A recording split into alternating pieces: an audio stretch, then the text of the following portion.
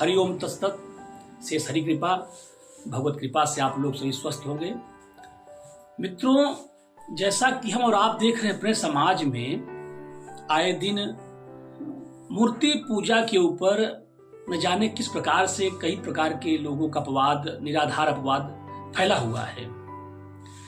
मूर्ति पूजा का एक वैज्ञानिक रहस्य एवं सिद्धांत है, उसके कुछ कारण हैं। रही बात जिस प्रकार से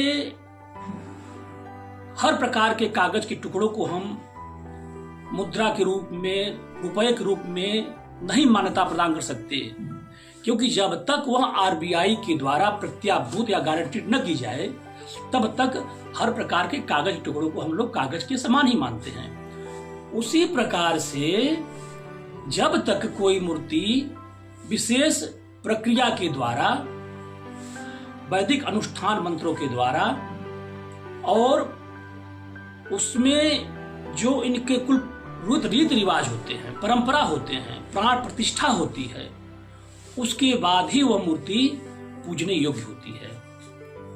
ऐसा नहीं है कि हर प्रकार के राह में पड़े हुए कंकड़ पत्थर पूजनमान बन जाते हैं। अब रही बात मूर्ति पूजा का जो सैद्धांतिक रहस्य क्या है, उसके पीछे सबसे बड़ी प्रामाणिक बात क्या है।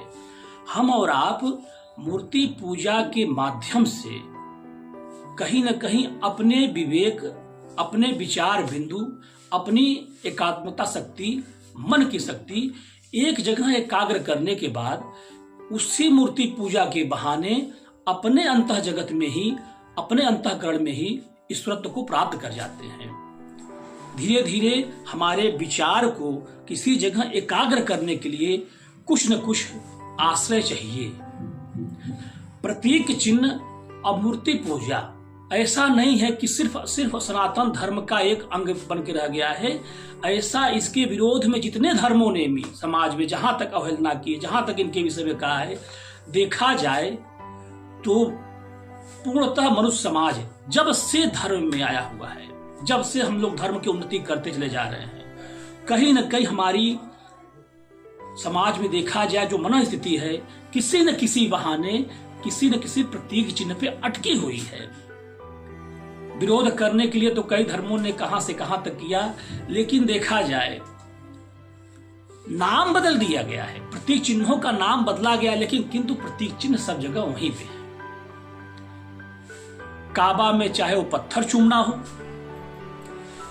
कहीं गंगा का पानी तो कहीं जमजम का पानी, कोई अपने खड़े देवी देवताओं पे चुनरी चढ़ा रहा है, कोई अपने लेटे पे चद्दर चढ़ा रहा है, कहीं क्रॉस के चिन्ह, ईसा मसीह के लटके हुए शरीर के अवशेष, वो शरीर, तो कहीं न कहीं हर जगह, यहां तक कि पश्चिम दिशा की ओर मुख करके, क्या वो प्रतिचिन्ह नहीं है?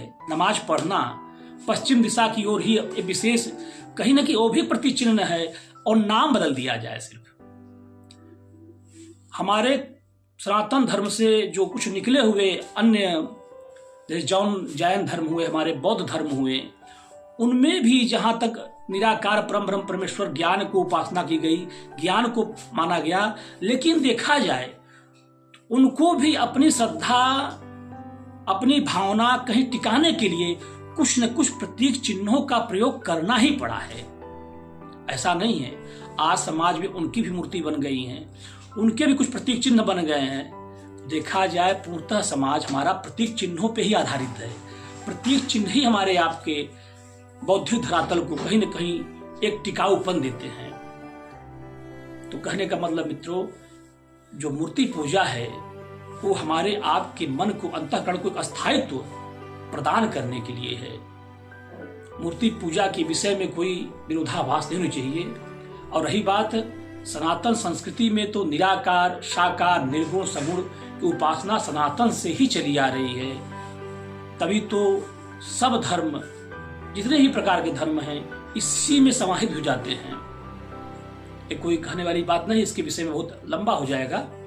लेकिन मित्रों, कहने का मतलब यही था कि मूर्ति की पूजा, ये उपासना जो है, कहीं न कहीं हमारी आस्था, हमारे विश्वास को और दृढ़ और प्रतिज्ञ करता है। मित्रों, शेष हरि कृपा, भगवान हम सबको सद्बुद्धि प्रदान करें। नमस्कार।